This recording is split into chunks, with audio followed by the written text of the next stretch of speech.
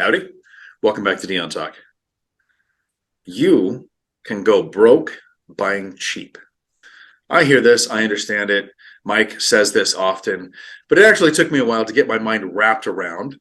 What does that mean? You can go broke buying cheap. I understand it now, but I didn't want it the first couple of times I heard it. Michael Zuber from One Rental at a Time, who invests in California. You actually live in a state where most people say, I live in a high cost of living area. I'm going to invest at a distance because nothing here is affordable. What does it mean to you when you say you can go broke buying cheap?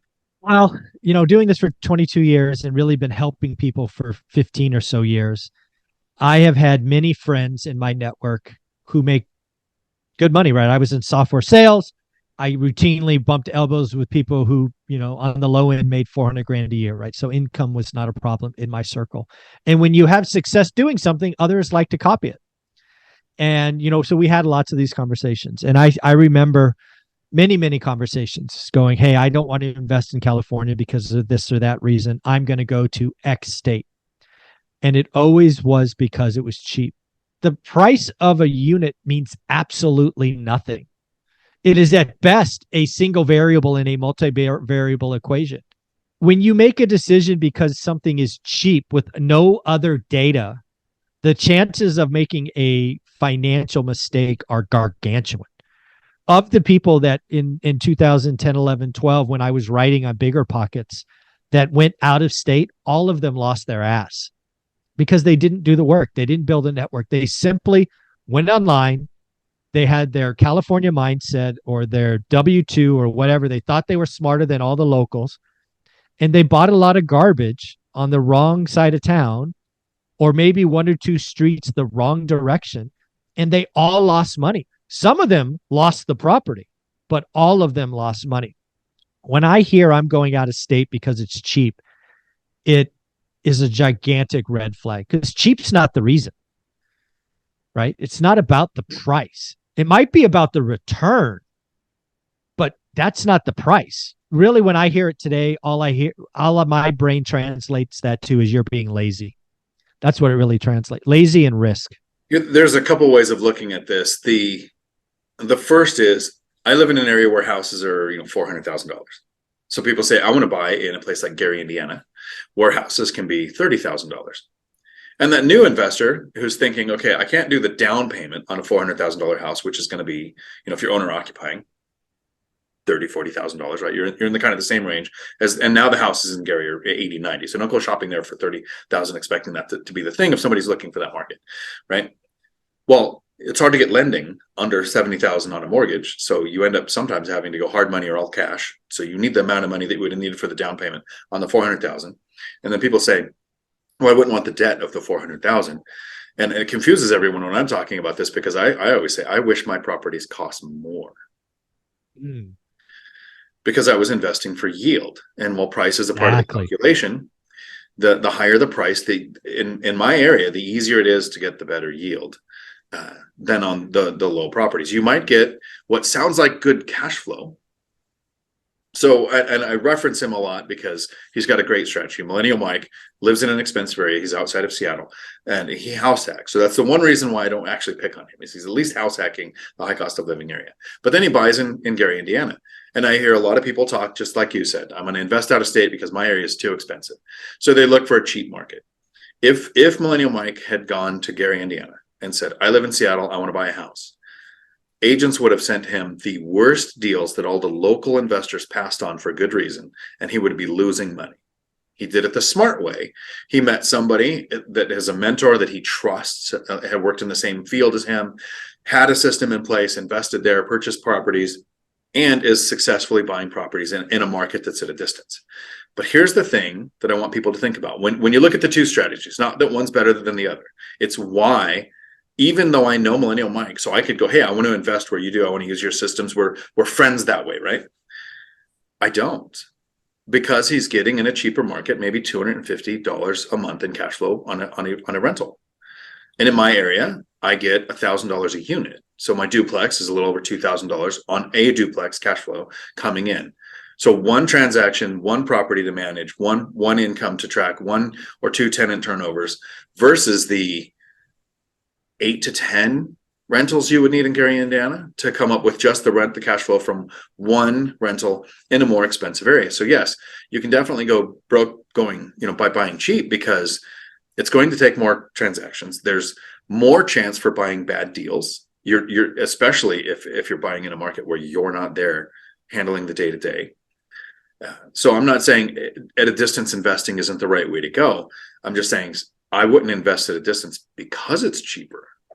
Yeah. Yeah. When I think about out of state investing, again, I haven't done it. I've had plenty of opportunities. I've taken plane rides to other states. I'm just like, I don't want to build the team again.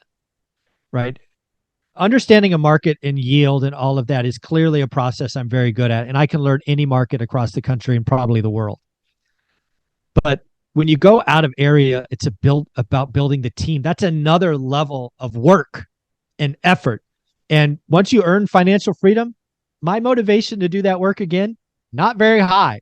So that's why I have stayed close to my knitting, and I'm not going out of state. Not because I can't or the numbers might not be better. It's because I'm freaking lazy that way. I don't want to do that again. That was hard. Yeah, that word cheap isn't something I want applied to my real estate. Yeah. Yeah. Cheap it's in the eyes of the beholder. I don't ever want to buy something cheap, right? I want to buy the best deal. And for me, that's a whole equation, as you know. But yeah, dude, I hear a lot of people talk about price. Price is one variable in a multi-variable set. And I don't think a lot of people understand. If you again had a conversation, and we'll use Millennial Mike numbers, that he buys a house for 90 grand. Oh, got a 90 grand deal. And you talk about a duplex for 250 grand. People are naturally going to think he got a better deal. But that's not true. Yield has not been discussed. Right? It's only about yield. And this is why in my teachings and my conversations, I put a little 1-bedroom, 1-bath, 560 square foot house up against a 20-unit apartment building in the same spreadsheet. And I will buy the better one. Why do I use those numbers? Because I have bought both those things. And I'll just buy the better yield.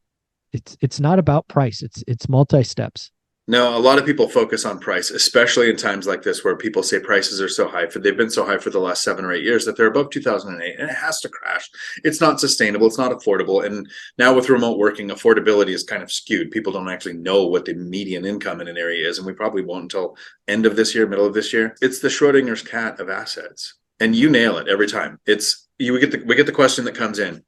Which do you prefer, a single family house, a small multifamily, or a multifamily complex? It's which one has the best yield, right? Just do the math. And it's not which one's the cheapest. No. I mean, yes. For the most part, in some areas, a single family house can cost less than a small multifamily, but in some areas, single family house can cost more than that. And that doesn't matter. What will they rent for? What is the current interest rates? What is the price? What is the cost of make ready? Like all of the things that go into that equation to pursue the right yield. And people get a little confused because there might be a minimum cash flow that you want. If you invest with a zero down VA loan and the seller buys down your rate and pays closing costs and you get into it for $0 and you make $10 on a rental next year, that's a great yield. But it's not, so it makes sense to have a minimum cash flow so that it's worth the time and energy and effort to have the rental. So again, super cheap is not the way to go. But what is your yield going to be? And then look at the entire market. Like, should you even be investing in that market? Do you have the bandwidth to study and learn where are the places to avoid?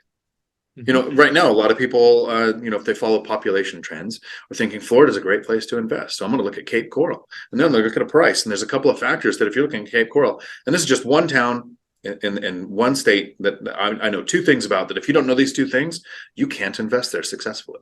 But as soon as you learn these two things, now you can move on. And who knows what the two things are in the town that you're going to invest. So in Cape Coral, it's a canal town. There's canals everywhere. So basically you have roads with houses on the canal, and then you have a road in the middle with no canal.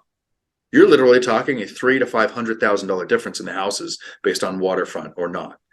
And then elevation of property in Florida dictates whether your flood insurance is going to be $1,500 a year or $8,000 a year based on the elevation of when the house was built. You can look at a house and go, wow, the one across the street, is $150,000 more. Same thing. This one even has something better. And it's at the wrong elevation. And it's not on the canal. And you're going to lose money because you didn't take the time to learn those two simple things about that market. Imagine what's going on in Gary, Indiana, or in Fresno, or in Tacoma, where we invest, that if you don't know and you find the cheap property, how much money do you want to lose? Exactly. If people want to follow up with questions, Mike, how can they find you? One rental at a time is the YouTube channel, website, books, all that good stuff. Awesome. Thank you very much. Until my next video, thanks for coming to my Dion Talk. We're sorry, the number you have dialed is not in service at this time.